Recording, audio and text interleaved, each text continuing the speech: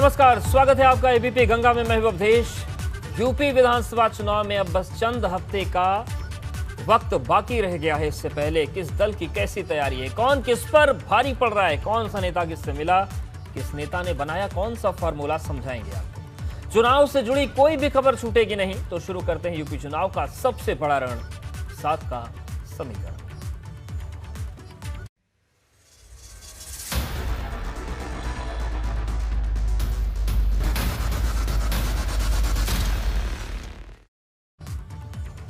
तो 7 के समीकरण में सबसे पहले बात यूपी में तमाम बड़े नेताओं के सियासी गतिविधियों की। आज भाजपा की 3 जन विश्वास यात्राओं का समापन हो गया। इस मौके पर भाजपा के तमाम बड़े नेता मौजूद थे। दूसरी तरफ आज अखिलेश यादव ने पार्टी दफ्तर से ही अपने हमले जारी रखे।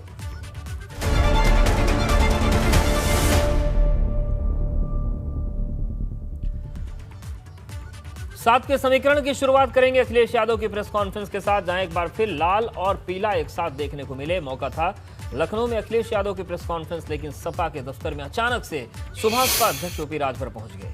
देखते ही देखते प्रेस कॉन्फ्रेंस का मंच रैली की तरह दिखने लगा। दोनों नेताओं ने भाजपा को निशाने पर लिया। ओपी राजभर ने तो चुनाव के बाद शपथ ग्रहण का प्लान भी सार्वजनिक कर दिया, तो वहीं अखिलेश यादव ने भाजपा पर सीधे वार किया। वर्तमान विधायक भारतीय जनता पार्टी जिला बहराइच।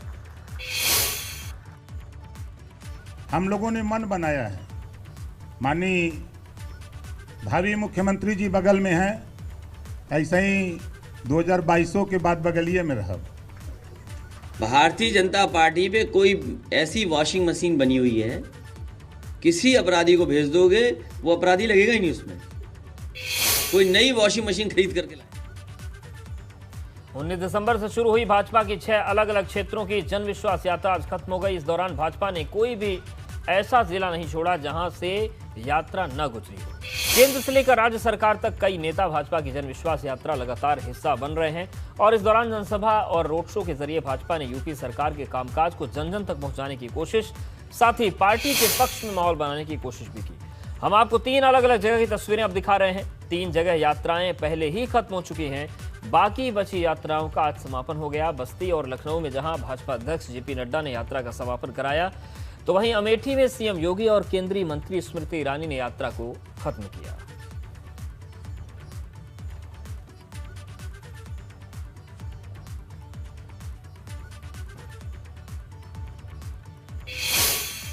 मुख्यमंत्री योगी आदित्यनाथ आज भाजपा की जन विश्वास यात्रा के साथ अमेठी में थे, जहां उन्होंने एक साथ सभी विरोधियों पर चौतरफा हमला बोला। मुख्यमंत्री योगी आदित्यनाथ ने अमेठी में जनसभा को संबोधित किया, जिसमें उन्होंने बिना नाम लिए राहुल गांधी पर निशाना साधते हुए कहा कि जिन्हें मंदिर में पूजा के दौरान बैठना भी नहीं आता, वो हिंदू और हिंदुत्व की परिभाषा बता रहे हैं। वहीं अखिलेश यादव पर भी जोरदार हमला बोलते हुए सीएम योगी ने कहा कि अयोध्या में राम भक्तों पर गोलियां चलवाने वाले भी अब मंदिर की बात करने लगे हैं।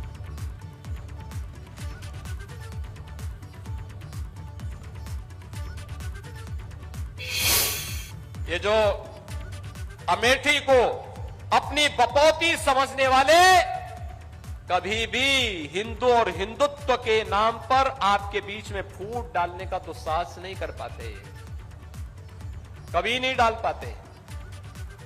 हमने तो कोई भेद नहीं किया। हमने तो सरदेव अटल जी ने तो एक बात कही थी, आदमी न छोटा होता है न बड़ा होता है, आदमी तो सिर्फ आदमी होता है। यही तो हमारे संस्कार हैं।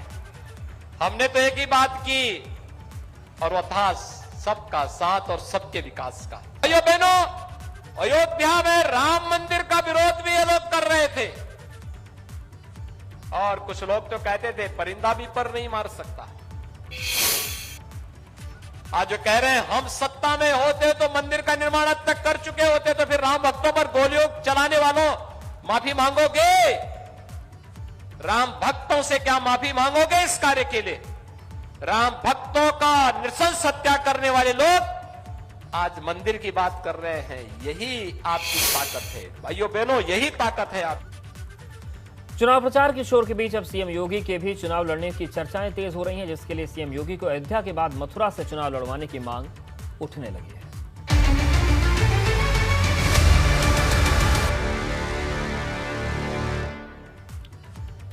मुख्यमंत्री योगी आदित्यनाथ के विधानसभा चुनाव लड़ने की सुगबुगाहट के बाद अब भाजपा के अंदर से भी ये मांग जोर पकड़ने लगी है। राज्यसभा सांसद हरनाथ सिंह यादव ने भाजपा अध्यक्ष जेपी नड्डा को एक चिट्ठी लिखी है, जिसमें उन्होंने मुख्यमंत्री योगी आदित्यनाथ को मथुरा विधानसभा चुनाव लड़वाने की अपील की है। हरनाथ सिंह यादव ने कहा कि भाजपा को जन भावनाओं को ध्यान में रखते हुए सीएम योगी को मथुरा से चुनाव लड़वाना चाहिए। मुझे रात्रि को 2 बार स्वप्न हुआ कि भगवान कृष्ण मुझसे कह रहे हैं कि आप अपने नेतृत्व से बात करिए और योगी जी को मथुरा से चुनाव लड़ाइए। उसी तारतम्य में मैंने प्रातःकाल जल्दी उठ करके और आदरणीय नड्डा जी को, राष्ट्रीय अध्यक्ष जी को पत्र लिखा है और मैंने कहा है कि मथुरा की पावन रज का कण कण ये चाहता है कि आदरणीय महाराज जी योगी आदित्यनाथ जी मथुरा सदर की सीट से चुनाव लड़े, ऐसी मैंने मांग किया। भाजपा सांसद हरनाथ सिंह यादव ने एक तरफ सीएम के मथुरा से चुनाव लड़ने के लिए राष्ट्रीय अध्यक्ष जेपी नड्डा को खत लिखा है, तो वहीं दूसरी तरफ अखिलेश यादव ने सीएम के मथुरा से चुनाव लड़ने पर व्यंग किया। अखिलेश ने दावा किया कि उनके सपने में रोजाना भगवान श्री कृष्ण आते हैं। अब आप अखिलेश यादव से ही जानिए कि उनके सपनों की सत्ता आखिर क्या है। रात में हम पे आए, रात में हमारे सपने में आए थे भगवान कृष्ण जी, कह रहे थे आपकी सरकार बनने वाली है, और एक बार नहीं आए, हर दिन आते हैं, हर दिन। कोई दिन ऐसा नहीं जिस दिन भगवान हमारे सपनों में ना आकर के कहते हो कि आपकी सरकार बनने जा रही है। इनके तो पत्र पे लिखा है, हमें हर दिन सपनों में आते हैं। और यूपी में भले ही अभी चुनाव की तारीखों का ऐलान नहीं हुआ, लेकिन पार्टियां और नेताओं के बीच जुबानी जंग जारी है। नतीजा तमाम मुद्दों पर वार और पलटवार थमने का नाम नहीं ले रहा है।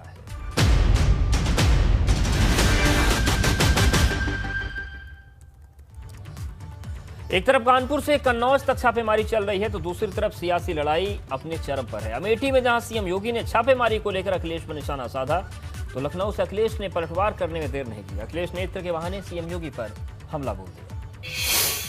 ये जो गरीबों के आज मकान पैसे से हम लोग बना दे रहे हैं, पैसा पहले भी था, लेकिन ये पैसा कहां जाता था? ये पैसा पहले चला जाता था सपा समाजवादी पार्टी के बबुआ के जो चिड़ है, वो कह ही रहे हैं ना। चुनाव आयोग से उन्होंने गुहार की है कि छापे चुनाव के बाद डलवाना है। ये नोट की नोट गड्डियां जो निकल रही हैं, ये जेसीबी से जो नोट निकाले जा रहे हैं, आपने जेसीबी से मिट्टी निकलते हुए तो देखा होगा, लेकिन जेसीबी से नोट की गड्डियां निकलती हुए देखी हैं? ये नोट की गड्डियां वही निकल रही है भाइयों बहनों। हर आदमी जीवन की खुशबू और खुशबू को नहीं समझता। जो आदमी अकेला रहता हो वो क्या खुशबू को समझेगा? ये जीवन की जो खुशबू है, ये बीजेपी को नहीं पसंद। खुशबू पॉजिटिव है।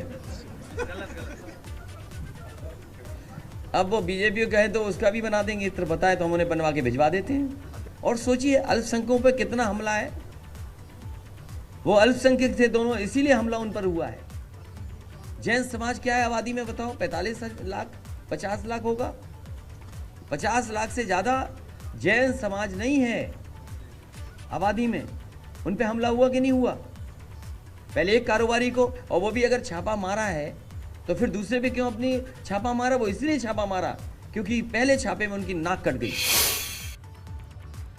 और फ्री बिजली पर सियासी फसाद लगातार जारी है। जहां अखिलेश हर किसी को 300 यूनिट फ्री बिजली का दावा कर रहे हैं, तो वहीं भाजपा अध्यक्ष जेपी नड्डा ने बस्ती में फ्री बिजली को लेकर अखिलेश के निशाने पर लिया। नड्डा का आरोप है कि बिजली तो दे नहीं पाते, फ्री क्या देंगे। मुझे वो दिन भी याद है जो आज हमारे बीच नहीं है, लालजी टंडन जी। वो और बनारस के बहुत बुजुर्ग विधायक, कई बार के रहे विधायक, जिनका बीजेपी ने टिकट काट दिया, श्यामदेव चौधरी जी, वो वहाँ हड़ताल पे बैठ गए थे। और हड़ताल पे इसलिए बैठ गए थे, वो चाहते थे कि प्रधानमंत्री जी के क्षेत्र में 24 घंटे बिजली हो जाए। कई दिनों जब हड़ताल पे वो बैठे रहे, उस समय के जो जिलाधिकारी थे, उन्होंने मुझसे फ़ोन पे कहा कि अगर ये हड़ताल पे नहीं बैठे तो हो सकता है इनकी जान चली जाए, इसलिए इनकी मांग आप मान लेंगे तो अच्छा रहेगा। मैंने उसी दिन फैसला लिया और उन्हें बुलाया अपने यहाँ बैठा करके उनकी भूख हड़ताल तुड़वाई और उसी दिन बनारस को 24 घंटे बिजली देने का काम अगर किसी सरकार में हुआ था तो वो समाजवादी सरकार थी। अगर मेरा कहना भारतीय जनता पार्टी के लोग नहीं मानते हैं तो उन बुजुर्ग के घर पे जाएं जिन बुजुर्ग की आपने टिकट काटी। कल मुझे पता लगा योगी जी बोल रहे थे और उसके पहले अखिलेश जी बोल रहे थे हम इतने यूनिट बिजली मुफ्त देंगे। अरे जो बिजली ही नहीं दे सका वो बिजली के बिल को मुफ्त कहां करेगा, इसको भी समझना चाहिए। ये तो मोदी जी हैं और उसको योगी जी ने इंप्लीमेंट किया है। बोलो 24 घंटा बिजली रहती है कि नहीं रहती है? रहती है कि नहीं रहती है? जब मोदी जी ने कहा था कि 56 इंच का सीना चाहिए तो इन लोगों ने उपहास उड़ाया था। आज दावे के साथ कहते हैं कि उत्तर प्रदेश में 24 घंटा बिजली रहती है। उत्तर प्रदेश विधानसभा चुनाव से पहले हर पार्टी हर मोर्चे पर अपनी तैयारी चाक चौबंद करने में जुटी हुई है और इन सब के बीच सियासी वार पलटवार भी चल रहा है और इसी वार पलटवार के बीच अब नए हंगामे भी हो रहे हैं।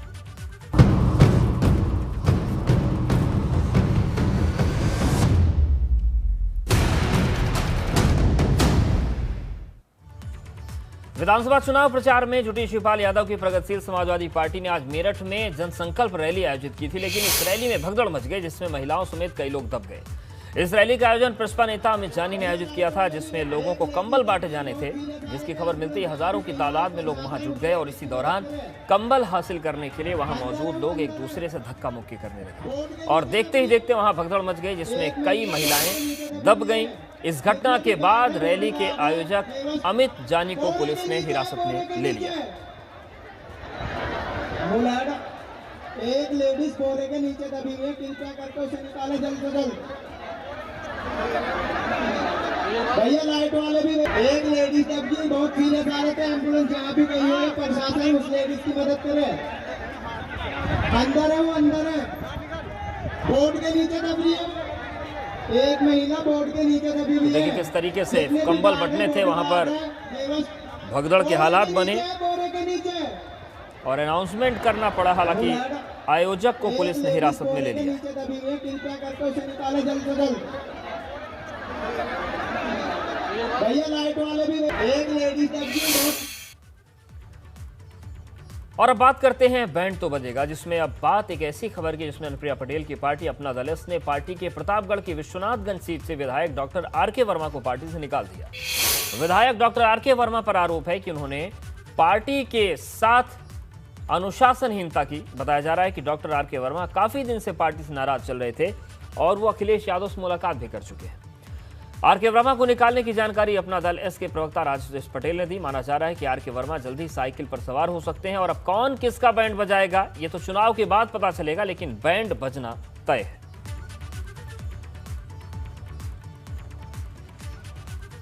चलिए अब आपको एक ऐसी तस्वीर दिखाने जा रहे हैं जिसके सामने आने के बाद ये तय हो गया था कि आर.के. वर्मा का अगला पड़ाव समाजवादी पार्टी होने जा रहा है। दरअसल 28 अक्टूबर 2021 को डिप्टी स्पीकर के चुनाव के वक्त आर.के. वर्मा ने सपा के प्रत्याशी के पक्ष में वोट दे दिया था और वो विधानसभा के अंदर सपा के नेताओं के साथ लाल टोपी पहनकर दिखाई पड़े थे।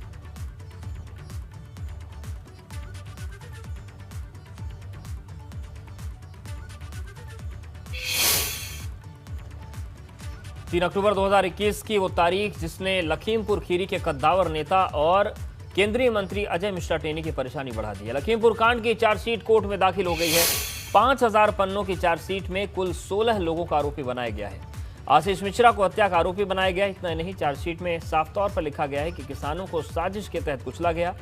चार्जशीट में लिखा गया है कि प्रदर्शन कर रहे किसानों को जीप और एसयूवी से कुचला गया। बचाव पक्ष के वकील अवधेश सिंह के मुताबिक चार्जशीट में केंद्रीय गृह राज्य मंत्री अजय मिश्रा टेनी का नाम नहीं है। आपको बता दें कि 3 अक्टूबर की हिंसा में कुल 8 लोगों की मौत हुई थी। क्या चार्जशीट दाखिल कर दी गई है? क्या चार्जशीट दाखिल कर दी गई है। किस मामले में? 219 में। ठीक है, वही तिकुनिया हिंसा मामले से जुड़ी। ठीक। अच्छा, कोई नाम, कुछ नाम भी बढ़े हैं क्या? शुक्ला नाम बढ़ा। ये क्या धारा लगी क्या उन पर? 201। ठीक। और लखीमपुर कांड पर प्रियंका गांधी वाड्रा की तरफ से ट्वीट आया है। प्रियंका गांधी वाड्रा ने ट्वीट करके लिखा है कि झूठी माफी और कानून वापस लेने जैसे चुनावी कदम भी मोदी जी की किसान विरोधी सोच को ढक नहीं सकते। वे रक्षक के पद पर हैं लेकिन भक्षक के साथ खड़े हैं। लखीमपुर खीरी नरसंहार मामले में चार्जशीट में भी केंद्रीय गृह राज्य मंत्री के बेटे की किसानों को कुचलने की घटना के मुख्य आरोपी हैं, लेकिन प्रधानमंत्री नरेंद्र मोदी जी के संरक्षण के चलते अजय मिश्रा टेनी पर जांच की आंच तक नहीं आई और अपने पद पर बने हुए हैं। और चार्जशीट के बाद सवाल भी कई उठ रहे हैं। सवाल यह है कि बेटे पर चार्जशीट तो क्या अब इस्तीफा देंगे केंद्रीय गृह राज्य मंत्री अजय मिश्रा टेनी? चार्जशीट में टेनी के करीबी का नाम है, क्या इस्तीफा वो देंगे? इस्तीफे के लिए अब किस बात के इंतजार में अजय मिश्रा टेनी है? और सवाल यह भी है कि सियासत के लिए नैतिकता का कोई मोल नहीं है क्या नैतिक आधार नहीं है? और टेनी के पद पर बने रहने से क्या जांच पर असर नहीं पड़ेगा? क्योंकि अभी तो मामला गर्मा गर्म है, जिस दिन ठंडा होगा कहीं ऐसा तो नहीं कि पद के प्रभाव में जांच का सत्यानाश हो जाएगा। और सबसे बड़ा सवाल यह है कि सियासत में नैतिकता नाम की चीज बहुत बड़ी होती है, और क्या नैतिकता के आधार पर अजय मिश्रा टेनी इस्तीफा नहीं देंगे?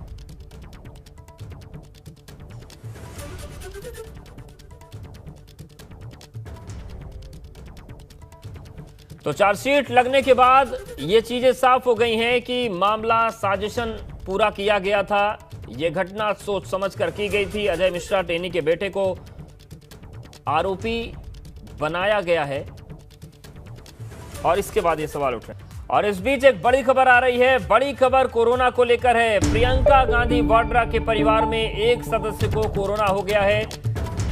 तो ये इस वक्त की बड़ी खबर। तो कोरोना किस तरीके से अपना दायरा बढ़ा रहा है, किस तरीके से रफ्तार बढ़ रही है, ये एक बड़ी चीज है। प्रियंका गांधी ने ट्वीट करके कोरोना होने की जानकारी दी है। प्रियंका गांधी के परिवार के सदस्य को कोरोना हुआ है और उन्होंने लिखा है कि परिवार के एक सदस्य को कोरोना हुआ है तो सतर्क रहने की जरूरत है। और प्रियंका गांधी ने ट्वीट करके खुद इस बात की जानकारी दी है कि प्रियंका गांधी के परिवार के सदस्य को कोरोना हुआ है। कौन सदस्य हैं ये जानकारी तो नहीं सामने आई है, लेकिन एक सदस्य उनके परिवार के कोरोना की चपेट में आए हैं और इस बात की जानकारी प्रियंका गांधी वाड्रा ने दी है। उन्होंने खुद को आइसोलेट कर लिया है, इस बात की जानकारी उन्होंने दी है।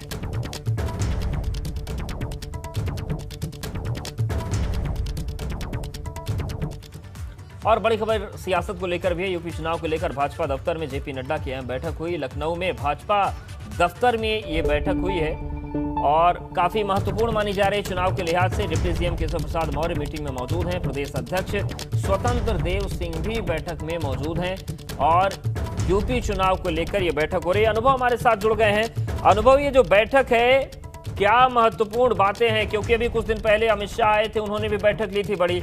आज की बैठक क्या किसी विशेष क्षेत्र को लेकर है? क्या कुछ एजेंडा है?